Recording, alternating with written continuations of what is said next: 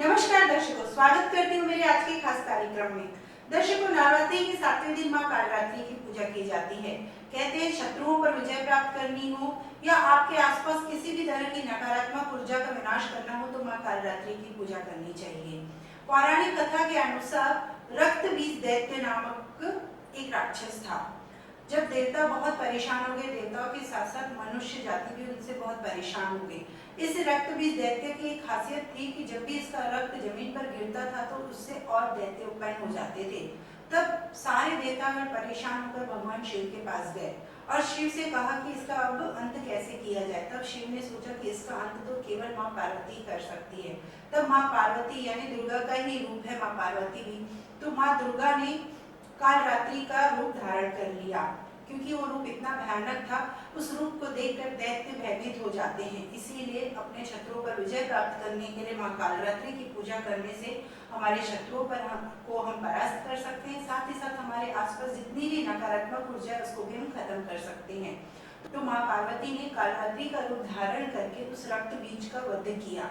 लेकिन देखा कि जैसे ही उसका रक्त जमीन पर गिर रहा है तो वो उससे और एक दैत्य उत्पन्न हो जा रहा है, कई दैत्य उत्पन्न हो जा रहे हैं। तो मां ने रक्त बीज का वध करने के बाद उसका रक्त जमीन पर गिरने से पहले ही अपने मुख में ले लिया। इस तरह से मां ने रक्त बीज नामक दैत्य का भी वध कर दिया। तब से मां का नाम कालरात्रि मां पड़ गया। मां कालरात्रि की पूजा अर्चना कर किस तरह से भक्त अपने शत्रुओं को परास्त कर सकता है। नवरात्र में ऐसी मान्यता है कि कालरात्रि के पूजन अर्चन से अकाल मृत्यु का भय समाप्त हो जाता है, या यूं कहें कि अकाल मृत्यु का संकट दूर हो जाता है। माता काल को काटती हैं, माता काल को भी काट लेती हैं। 7वीं तिथि को मां भवानी के कालरात्रि स्वरूप के दर्शन पूजन का विधान है।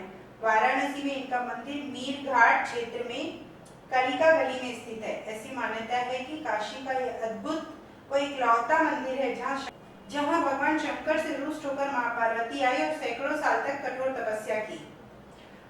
माता के मंदिर परिसर का यह चमत्कार है कि जो भी भक्त यहाँ आते हैं वे माता के सिद्ध विग्रह के सामने ध्यान लीन हो जाते हैं। माता के दिव्य स्वरूप में विकराल रौद्र रूप के साथ साथ ममतामयी स्वरूप भी नजर आता है।